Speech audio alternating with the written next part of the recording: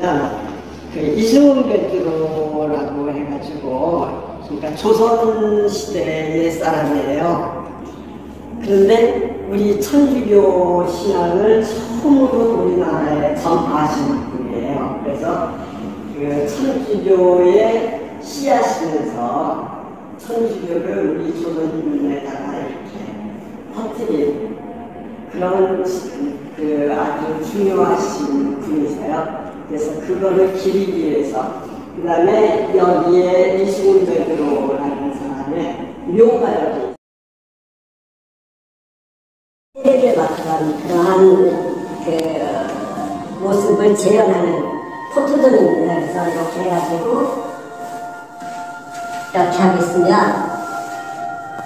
이렇게 모습을 재현할 수 있어서 포토존을 했지.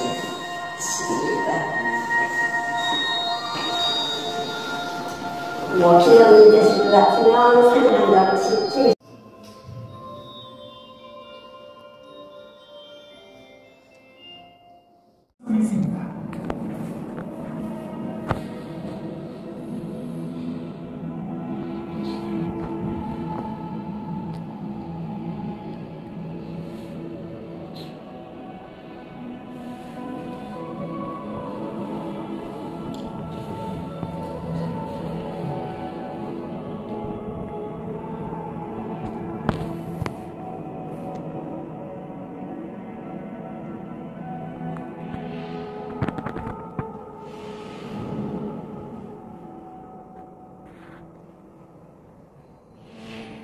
이승훈은 1756년 영조 30일 지금의 종로 부근에서 우진 이동욱과 우진 여주시 사이에 이남일 여종 장남으로 태어났습니다. 이승훈은 어려서부터 남다른 애민심을 갖고 시대의 부조리에 대해 성찰하곤 했습니다. 24세의 젊은 나이에 진사시에 합격했으나 벼슬길보다는 진리탐구에 대한 열정으로 서양의 학문인 서학을 접하게 되는 이승훈. 명문가인 마세정 씨가는 정약의 누이와 결혼하고 당대에서 각 이명과도 교분을 갖게 된 그는 정약은 형제들과 참신한 가락들을 주도하며 신학문과 천주학에 대한 선구자의 길을 걷게 됩니다. 천주학 모임에서 하늘과 세상, 인간 본성에 관한 신앙적 문제와 유학에 대한 의문점과 소년들의 생각이 눈이 되었다고 합니다. 그러던 중 이승훈은 1783년 말 공지사 사정관에 있는 도시원가가 우병으로 가게 됩니다. 우병에 머무르는 동안 우병에서 예수의 선교사들에게 필답으로 교리를 배운 이승훈은 이듬해인 1784년에 그라몽신으로부터 세례를 받아 한국 최초의 영세자가 됩니다. 이승훈의 세례명은 조선 천주교회의 초석이라는 의미를 담아 베드로로 정해졌습니다. 영세 후 이승훈은 천주교 교리사설, 십자구상, 상권 등을 갖고 귀국해 무려 정약전 전형인 형제, 원일신 등에게 세례를 베풀고 다시 이병으로 하여금 최찬현, 최인길 등에게 세례를 베풀게 하였습니다. 1785년에는 서울 명례방 김보부의 집에서 종교집회를 하는 신자 공동체를 형성시켜 마침내 한국 천주교회를 창설하는 반석이 됩니다.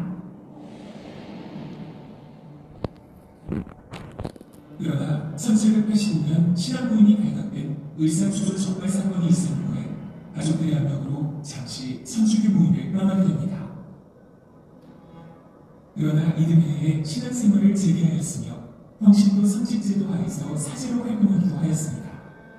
하지만 이것이 교리에 어긋난다는 것을 알게 된 후에는 성호 활동을 중지하고 윤유일 가오로를 국경에 파견하여 국경 교부장인 구베아 주교에게 의리를 묻고 성직자 파견 등을 요청하였습니다. 이승훈은 조선제사 금지와 이로 인해 일어난 1791년 진산사건이고 두 차례 교회를 떠났다가 다시 물어오게 됩니다.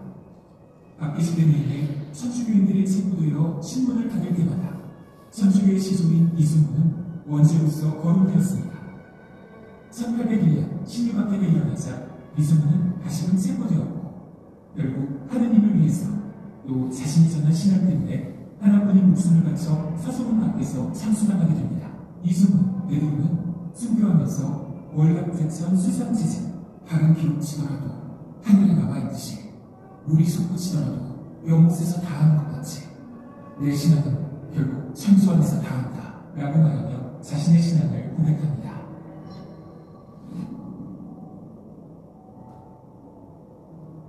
이승훈, 베드로는 순교 후 선산인 장수동 산 132번지에 묻히게 되었고 그 자녀들은 묻히내묘 근처에 터를 잡게 됩니다. 이승훈의 뒤를 이어 이승훈의 셋째 아들 이신규, 마티아를 비롯하여 손자 이재현, 이재경, 그리고 이재경의 부인 정씨, 증손자 이현무, 이균무, 고손자인 이명현 등 4에서 5대에 걸쳐 8명의 후손들은 교회 활동 중에 모두 순교하게 됩니다. 1784년 미지의 세계와 진리 탐구를 추구하던 한 선각자가 이국 땅 중국 북경에서 스스로 선택하고 받아들인 세례와 신앙, 그리고 귀국 후의 열정적인 포교 활동, 그로부터 시작되고 모진 박해 속에서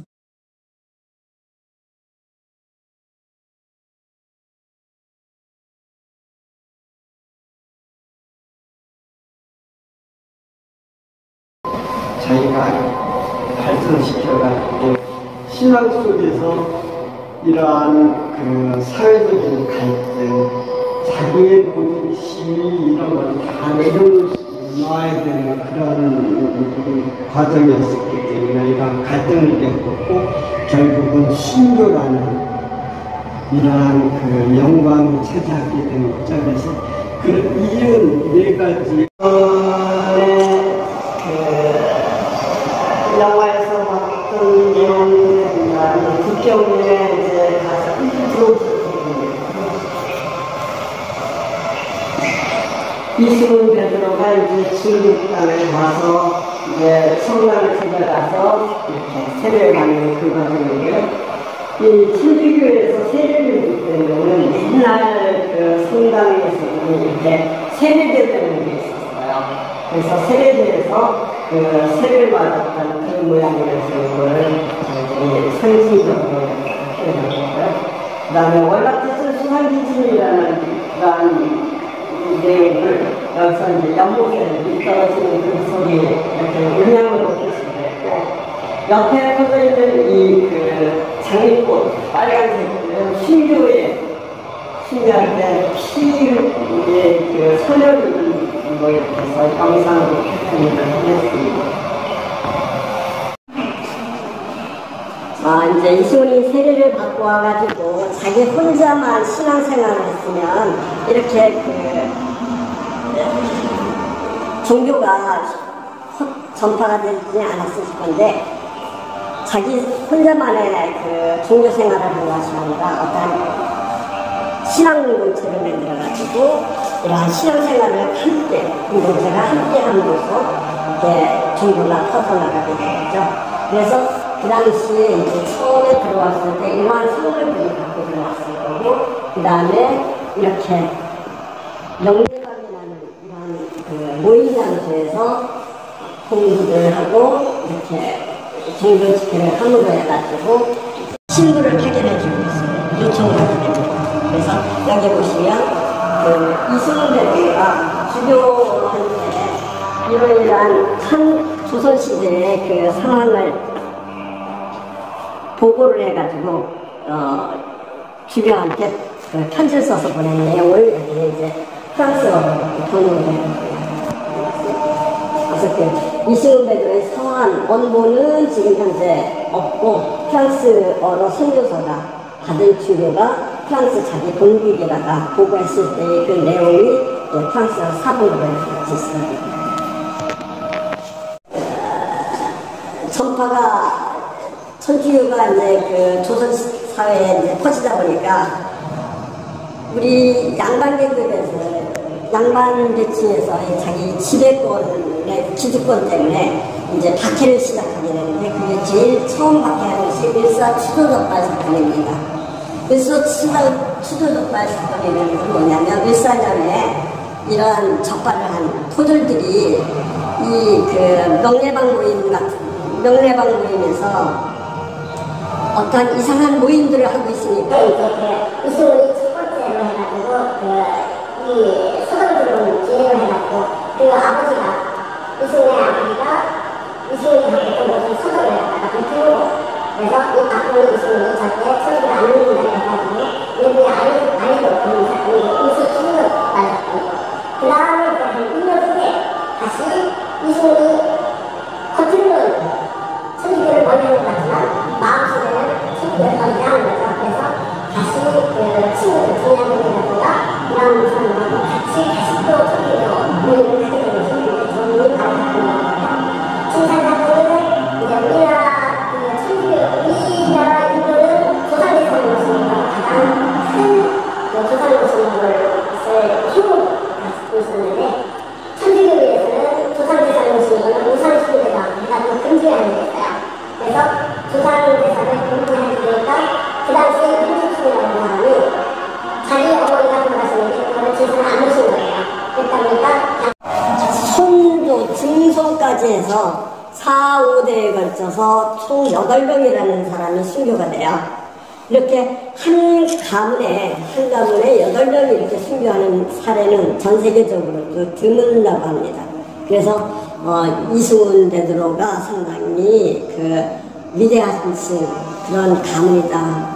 그래서 손자 증손까지 순교가 됩니다.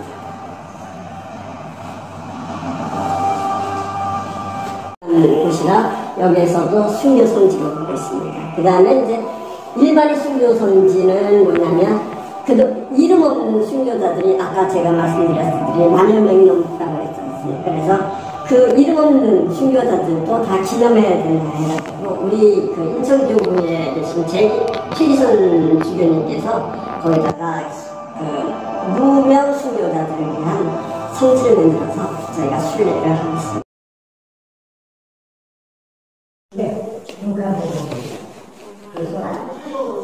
이 성당은 우리가 주로 이제 그 비신자식 나중에는 전체적으로 끝까지 소리를 이름이 새겨지죠.